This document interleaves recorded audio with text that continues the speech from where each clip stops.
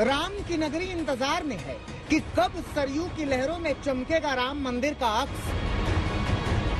कब लोग गुजरेंगे उन गलियों से जिनका एक छोर प्रभु राम के भव्य मंदिर पर जाकर पूर्ण होगा। लेकिन इस इंतजार के बीच बहुत कुछ है, बहुत कुछ घट रहा है और सियासी हलकों में बंट रहा है। कौन नहीं जानता कि अयोध्या का भारतीय राजनीति से चोली दामन का साथ है। कई दशकों से भारतीय सियासत की धुरी रही है अयोध्या।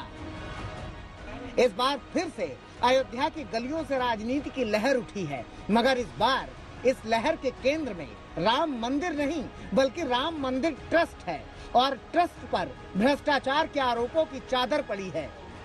इस बार जमीन की खरीद में भ्रष्टाचार का दावा किया जा रहा है कि श्री राम जन्मभूमि तीर्थ क्षेत्र ट्रस्ट ने 2 करोड़ की जमीन 18.5 करोड़ में खरीदी और महज चंद मिनटों में ही पूरे घोटाले को अंजाम दिया गया।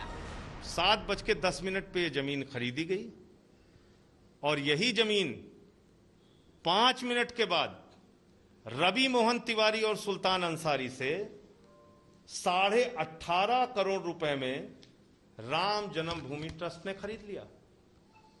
18.5 करोड़ रुपए में।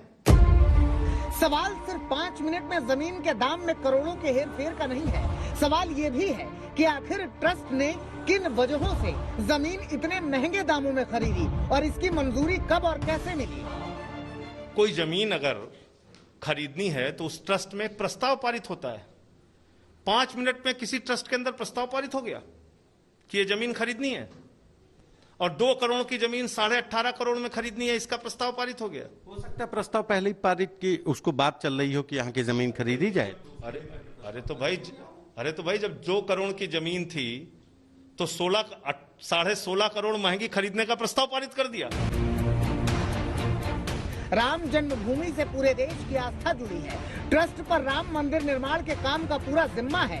ऐसे में जमीन के घोटाले के इन आरोपों के साथ इस पर सियासत भी तेज हो गई है और विरोधी इसे राम भक्तों की आस्था का अपमान बता रहे हैं। दस्तावेजों का हवाला देकर ट्रस्ट पर गंभीर आरोप लगाने वाले संजय सिंह भी पूरे मामले की जांच सीबीआई और ईडी से कराने की कर रहे हैं।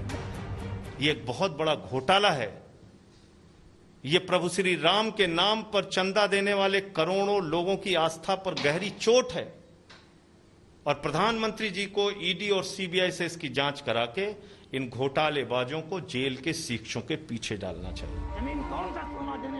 सिर्फ आम आदमी पार्टी ही नहीं, ट्रस्ट पर जमीन घोटाले के यही गंभीर आरोप पूर्व मंत्री पवन पांडे ने भी लगाए हैं। जब बैनामा हुआ तो ट्रस्टी गवाह थे, जब रजिस्टर्ड एग्रीमेंट हुआ ट्रस्टी गवाह थे। इसका मतलब ट्रस्ट इस भ्रष्टाचार में लिप्त है। 16 करोड़ 16.5 करोड़ रुपए का भ्रष्टाचार लूट हुई है। इन आरोपों पर फिलहाल राम जन्मभूमि ट्रस्ट की ओर से कोई जवाब नहीं आया है। उम्मीद है कि जल्द ही घोटाले के इन आरोपों पर ट्रस्ट अपनी बात सामने रखेगा ताकि राम मंदिर ट्रस्ट के नाम पर सियासत की सच्चाई सामने आ सके। संतोष कुमार, अयोध्या, आज तक।